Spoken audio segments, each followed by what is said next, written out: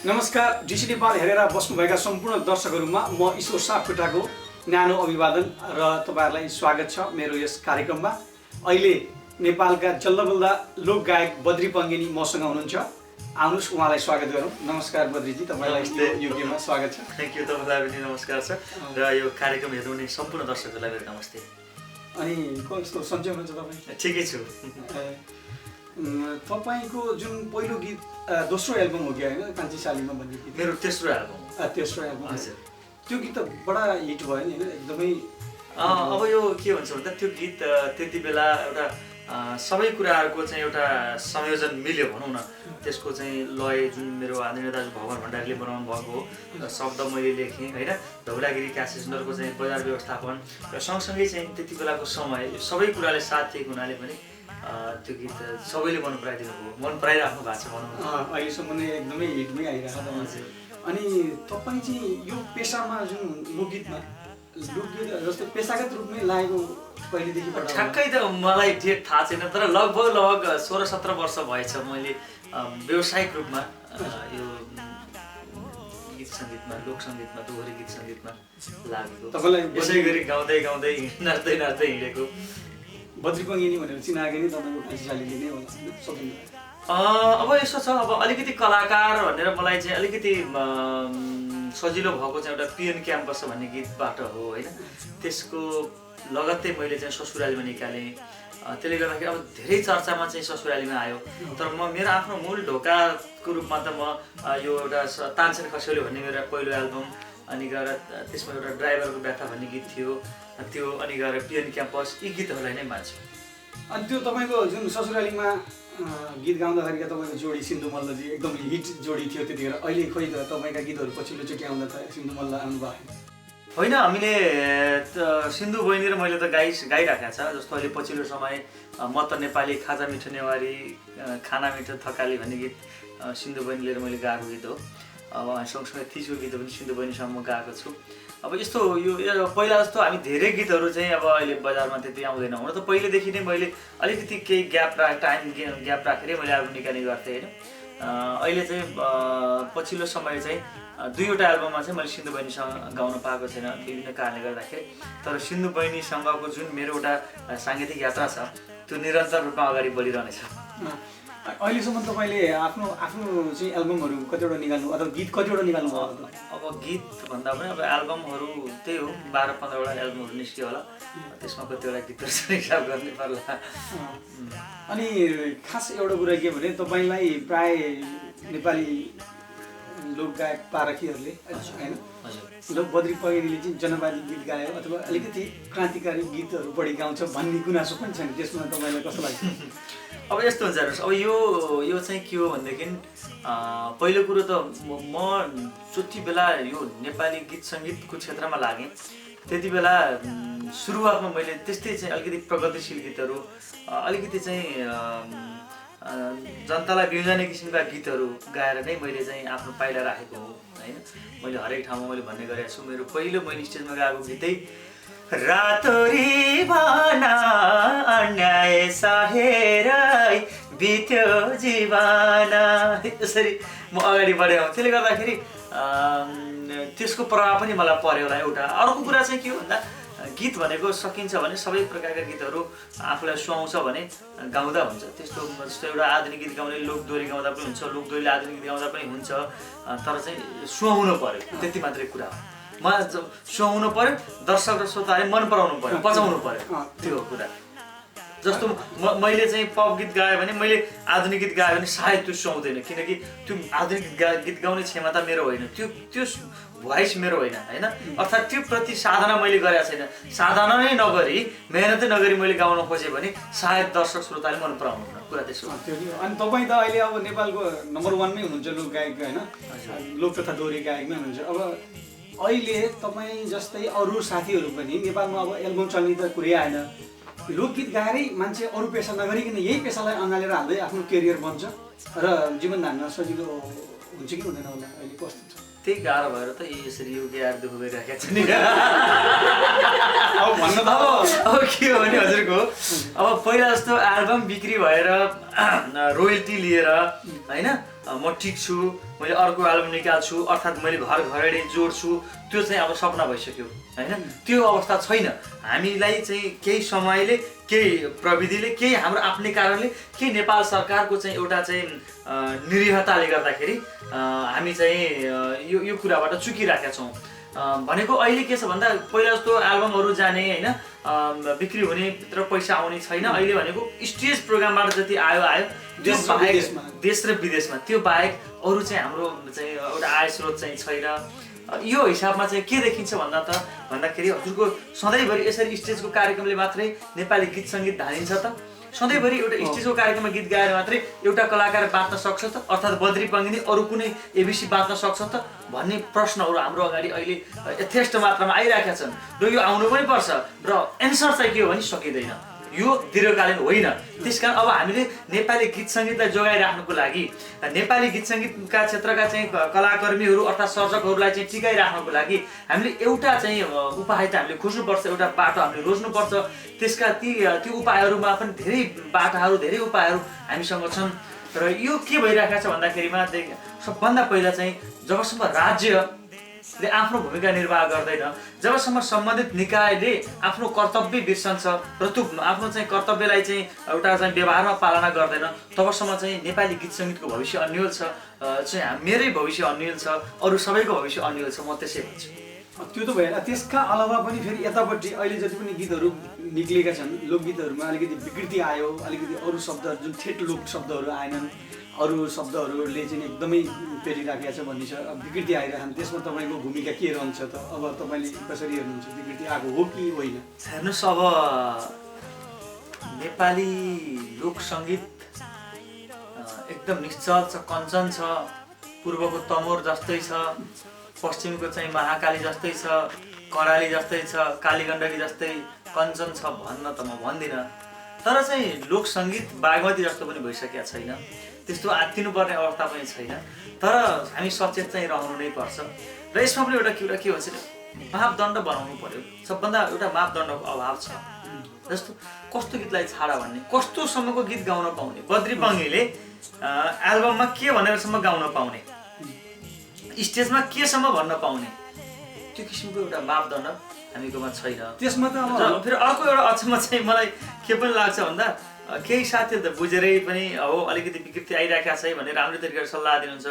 कसैले लोकगीतै सुन्दैन, उसलाई दोहोरी गीतको मतलबै हुन्न, कहिलेकाहीँ चाहिँ त्यसै पनि उसले चाहिँ एउटा चाहिँ टिप्पणी गरिरहेको हुन्छ जुन अनावश्यक हुन्छ। जस्तो कि म हजुरलाई भन्छु, जस्तो अब हजुर घरमा बस्नुहुन्छ होइन, नेपालमा टक्क बस्नुहुन्छ, घरमा टिभी छ, टिभी हेर्नुहुन्छ, अनि हिन्दी फिल्म हेर्नुहुन्छ, हिन्दी गीतहरू हेर्नुहुन्छ। हिन्दी गीतमा चाहिँ के भन्छ त्यो के अरे अस्ति चुनावमा पनि उठेको कस्तो राखी सावन्तको डान्स मजाले तपाईँ हेर्नुहुन्छ।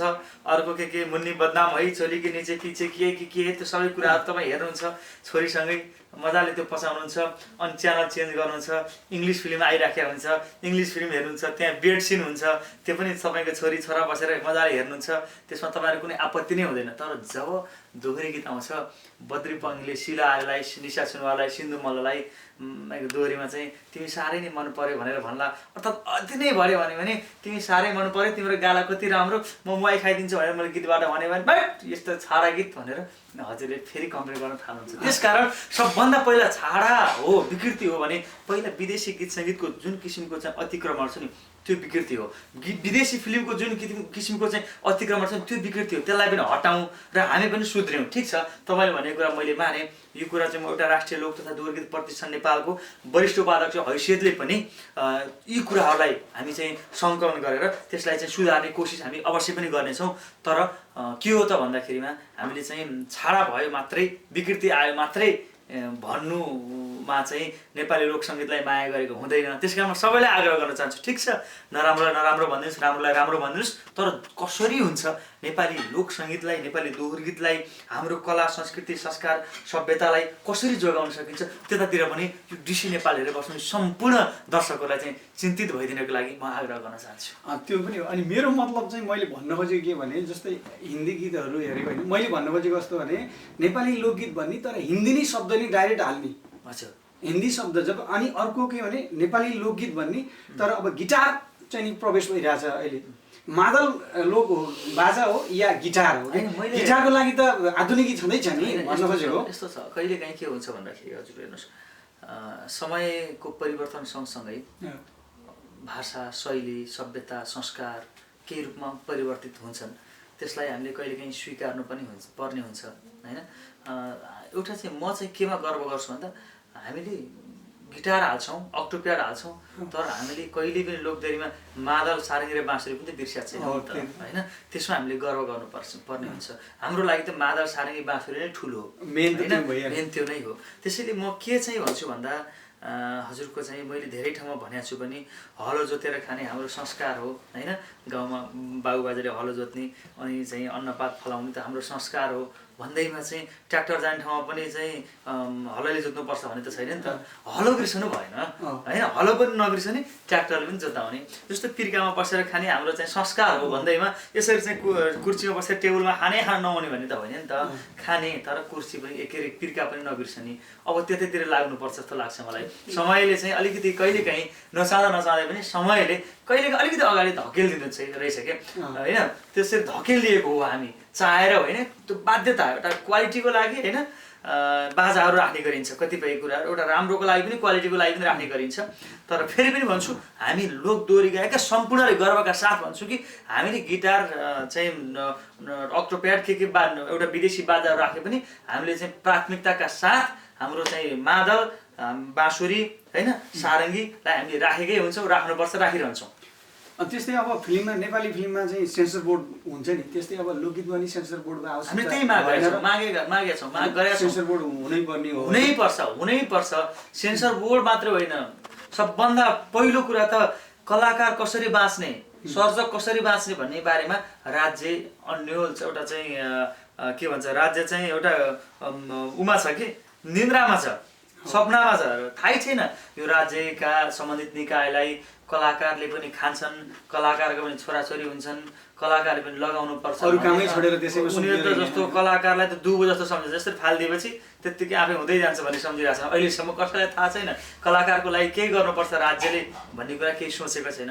त्यसले गर्दाखेरि त्यो मात्रै होइन, धेरै कुराहरू राज्यले गर्नुपर्ने धेरै कुराहरू छ। नेपाली लोकसङ्गीतको लागि, नेपाली गीत सङ्गीतको लागि, नेपाली कला संस्कृतिको लागि, नेपाली चलचित्रको लागि धेरै कुरा चाहिँ राज्यले गर्नु जरुरी छ, बाँकी छ। किनभने अब इन्डियामा, यहीँ नेपालमा नि कपिराइटको कुरा आइरहेछ होइन। इन्डियामा एउटा गीत बज्यो भने त्यसको केही पर्सेन्ट अहिले पनि 10 वर्ष अगाडि गएको गीतको पनि अहिलेसम्म पनि त्यो पैसा चाहिँ आइरहन्छ कलाकारलाई भन्छन्। नेपालमा त त्यो पनि चलन छैन। अब इन्डिया त अब अहिले अब विकासमा धेरै फड्को मारिरहेको छ। अर्थतन्त्रको चाहिँ एउटा चाहिँ भयङ्कर चाहिँ आधार बोकेको कन्ट्री पनि भयो। त्यहाँ त नजाउँ, तपाईँको मैले सुनेअनुसार त इथियोपियामा पनि त्यहाँका कलाकारहरूको गीत बजे बापत त्यहाँका मिडियाहरूले रोयल्टी दिन्छ अरे इथियोपियामा पनि। अब छोडिदिउँ अरू कुरा चाहिँ। त्यसले गर्दा हामी कति पछाडि छौँ, हाम्रो सोच कति पछाडि छ। अर्थात् हामी चाहिँ नियम कानुनलाई चाहिँ पालना गर्ने कुरामा हामी कति पछाडि छौँ भन्ने कुरा यही प्रश्न हुन्छ कि। त्यो त भइहाल्यो। अनि अहिले त तपाईँ युकेको भ्रमण हुनुहुन्छ होइन, कति ठाउँमा कुन ठाउँमा प्रोग्राम गर्नुभयो? युके कस्तो लाग्यो तपाईँलाई युकेको भ्रमण अहिलेको? होइन, म युके योभन्दा अगाडि पनि आएको थिएँ होइन, तर यसपालिको युके यात्रा जस धेरै रमाइलो भयो। रमाइलो त योभन्दा अगाडि पनि भएको थियो, त्यति बेला त्यति धेरै बसेको थिएन। म त लाइफमै नेपाल छोडेर यति धेरै समय चाहिँ विदेशमा बसेको थिएन। अहिले लामै समय बसिराखेको छु। यस कारणले पनि बसिराखेको छु कि रमाइलो महसुस भइरहेको छ। युकेका नेपालीहरूले धेरै मन पराए भन्नु पर्यो, धेरै माया गर्नुभयो सबैले होइन। त्यसले गर्दाखेरि बसाइ चाहिँ रमाइलो भइरहेको छ। प्रोग्रामहरू लगभग नेपालीहरू भएको युकेका मुख्य ठाउँहरूमा सबै ठाउँमा गरियो होइन। त्यसले गर्दा अब रमाइलो छ, एकदम खुसीकै साथ बसेको छु भन्नु पर्यो। त्यसपछि अब त्यसमा युकेको अब कति छ तपाईँको बसाइ? युकेमा अझै 15-20 दिन बस्छु। मेरो अझै केही प्रोग्रामहरू आइरहेको छ। अझै हजुरको 2-4वटा प्रोग्राम चाहिँ गर्नु बाँकी छ। त्यो प्रोग्रामहरू सकेर जान्छु होला।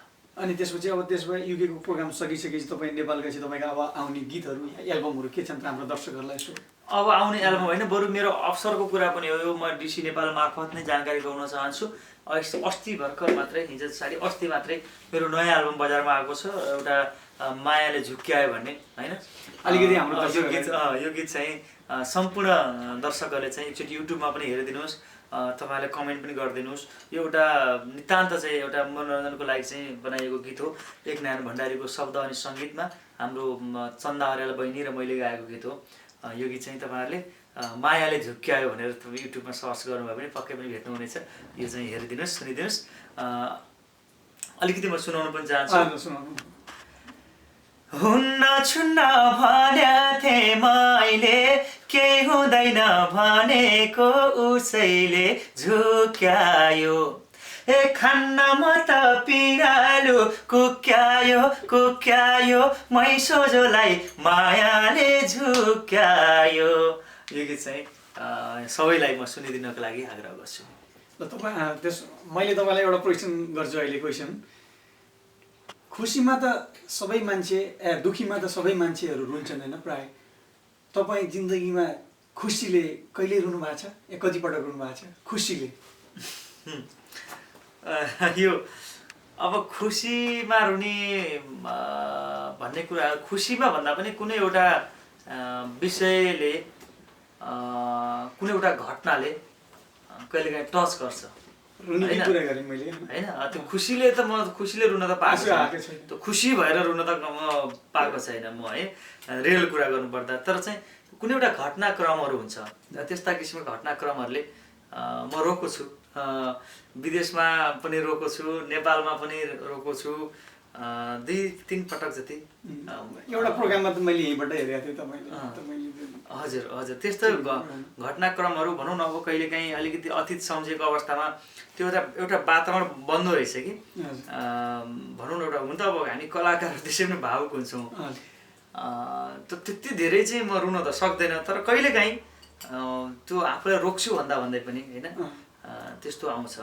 अनि कहिले एक्लै चाहिँ म कहिलेकाहीँ यो फिल्महरू हेर्दा चाहिँ 1-2 पटक रोएको। जस्तो एउटा दलन भन्ने एउटा नेपाली टेली सिरियल हो होइन। त्यहाँ चाहिँ एउटा गरिबलाई, एउटा दलितलाई त्यो बेलामा चाहिँ गरिएको जुन व्यवहार होइन, त्योहरू गर्दा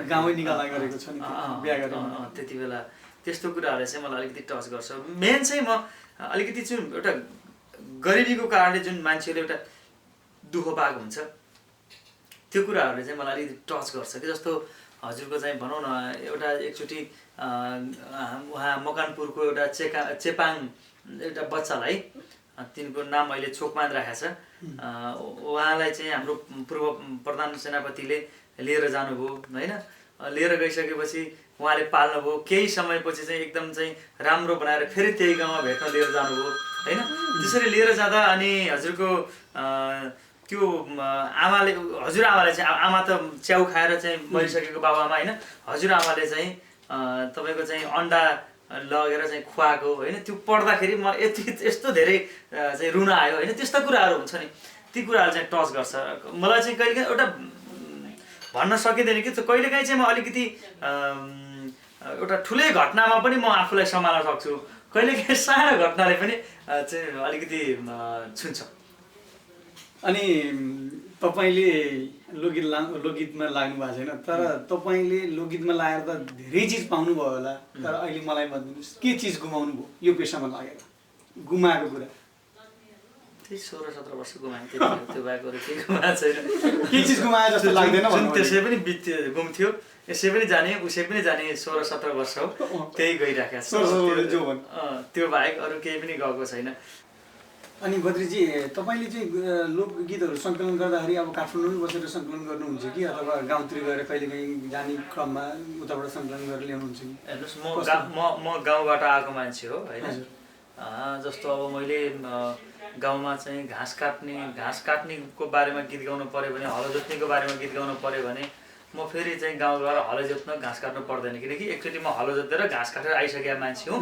म काठमाडौँको चाहिँ तपाईँको चाहिँ एउटा ठुलो बिल्डिङको चाहिँ 10औँ तलामा बसेर पनि म ती गाउँघरका एउटा पाखा पखेराका होइन, ती सबै विषयवस्तुलाई जस्ताको तस्तै म गीत बनाउन सक्छु, गाउन सक्छु।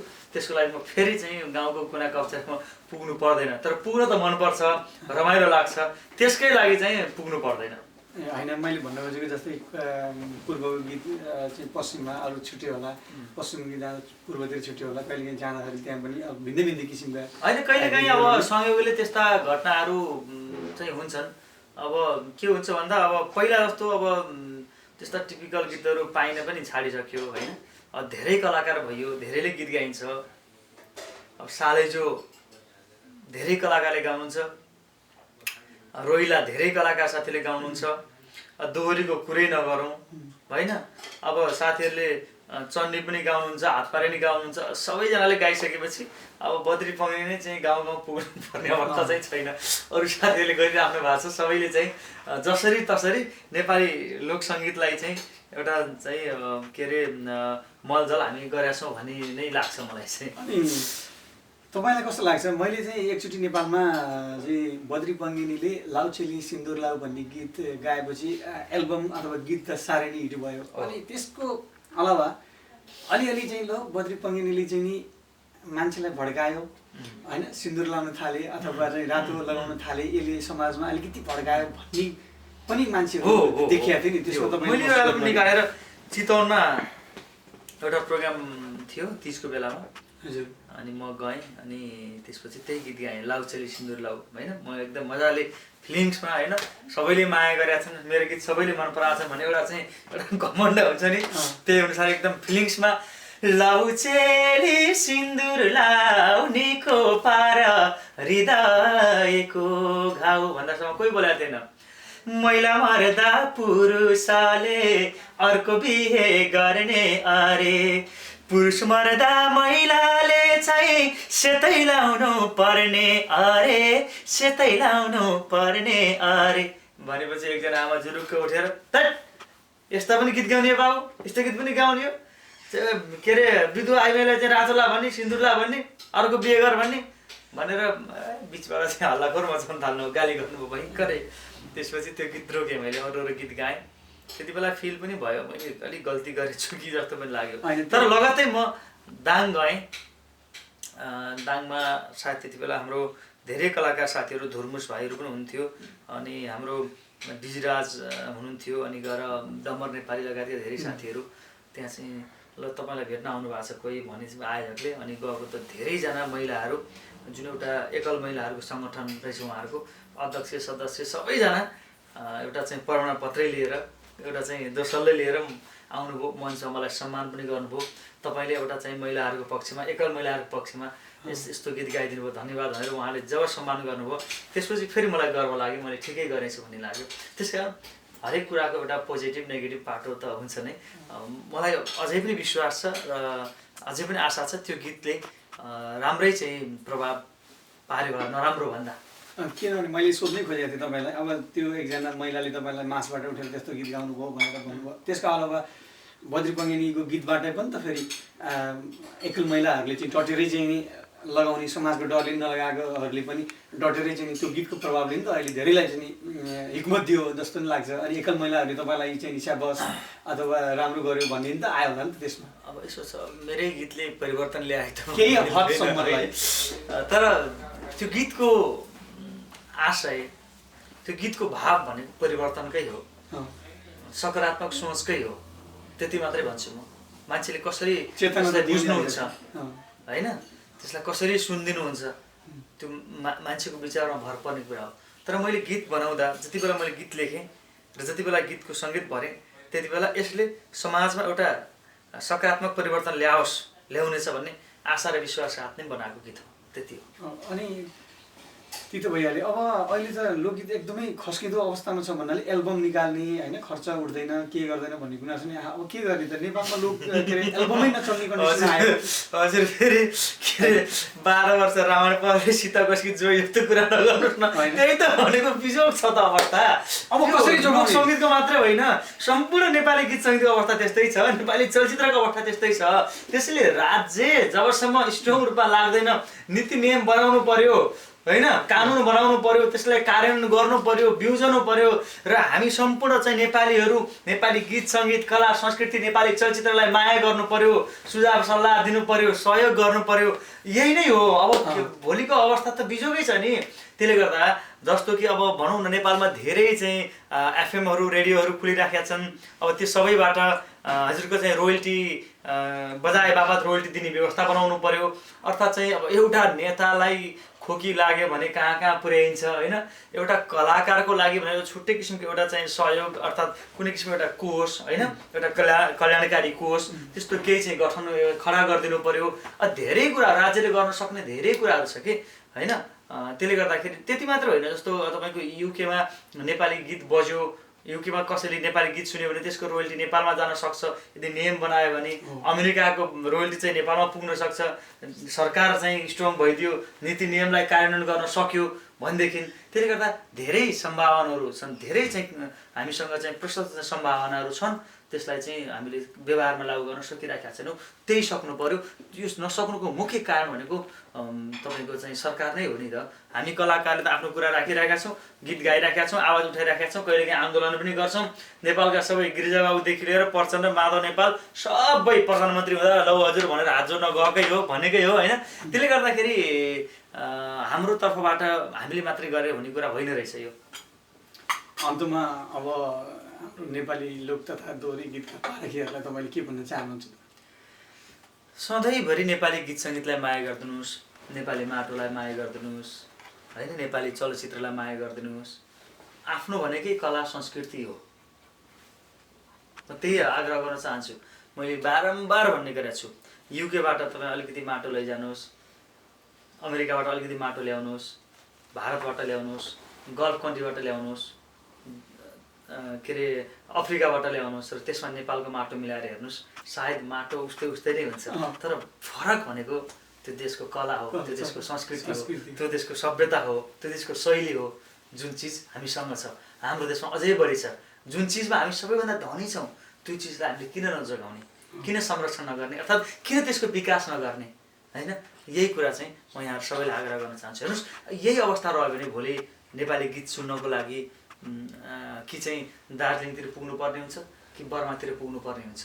यही अवस्था रहिराख्यो भने आज एउटा दुःख छ कि तपाईँको अहिले नेपालमा तपाईँ गएर हेर्नुहोस्, चाहे तपाईँ डोल्पा जानुहोस्, चाहे तपाईँ रोल्पा जानुहोस्, चाहे तपाईँ ताप्लेजुङको फुङलिङ बजार जानुहोस्, चाहे डोल्पाको चाहिँ रसी गाउँ जानुहोस्, चाहे लमजुङको बिचौर जानुहोस्, जहाँसुकै जानुहोस्, एउटा हिन्दी गीतमा इङ्ग्लिस गीतमा मान्छेहरू नाचिराखेको हुन्छ, रमाइराखेको हुन्छ। अब यसो हुनु हुँदैन होइन। तपाईँ अहिले नेपालको एउटा बच्चालाई सोध्नुहोस्, बाबु नेपाली नयाँ वर्ष कहिले पर्छ भनेर सोध्नुभयो भने उसले भन्न सक्दैन। तर अङ्ग्रेजी नयाँ वर्ष कहिले पर्छ भने जनवरी 1 उसले भनिदिइहाल्छ है। बाबु दसैँ कहिले पर्छ भनेर सोध्यो भने उसले भन्न सक्दैन, थाहा हुँदैन। तर क्रिसमस कहिले उसले गर्वका साथ भनिदिन्छ। देश त्यो अवस्थामा पुगिसकेको छ। अब त्यसबाट अलिकति देशलाई चाहिँ जोगाउनु पर्ने हो कि। यस्तो तपाईँको समयको यही आग्रह गर्छु म, यही नै आग्रह गर्छु हो। आफ्नो धर्म मान्ने, आफ्नो चाडपर्व मनाउने, आफ्नो संस्कारमा बाँच्ने त्यो सबैको चाहिँ एउटा नैसर्गिक अधिकार हो, मानव अधिकार हो। तर राष्ट्रको छुट्टै कुरा हुन्छ, राष्ट्रियताको छुट्टै कुरा हुन्छ, देशभक्तिको छुट्टै कुरा हुन्छ। यसलाई यसै गरी बुझिदिनुहोस्। हस् त, तपाईँको धेरै धेरै समय एकदम व्यस्तताको कारण पनि यहाँ आइदिनु भयो र यो कार्यक्रममा शोभा बढाइदिनु भयो, त्यसको लागि धेरै धेरै धन्यवाद दिन चाहन्छु। धन्यवाद छ, तपाईँलाई पनि धन्यवाद छ, सबैलाई धन्यवाद छ। नेपाली लोक सङ्गीतलाई माया गरिदिनुहोस्। विशेष गरी म राष्ट्रिय लोक तथा दोहोरी गीत प्रतिष्ठान नेपालको चाहिँ वरिष्ठ उपाध्यक्ष पनि हो। अहिले हामी नेपालमा चाहिँ दोहोरी गीत प्रतिष्ठान एउटा चाहिँ सङ्गठन हामीले खोलेर होइन, अहिले चाहिँ धेरै चाहिँ हामीले कोसिसहरू प्रयासहरू गरिराखेका छौँ। सकारात्मक प्रयासहरू हाम्रो भइरहेका छ र युकेमा पनि गठन हुँदैछ। यो म जहिले पनि लगाएर हिँड्छु होइन। यसलाई पनि माया गरिदिनुहोस्। Thank you so much. Thank you.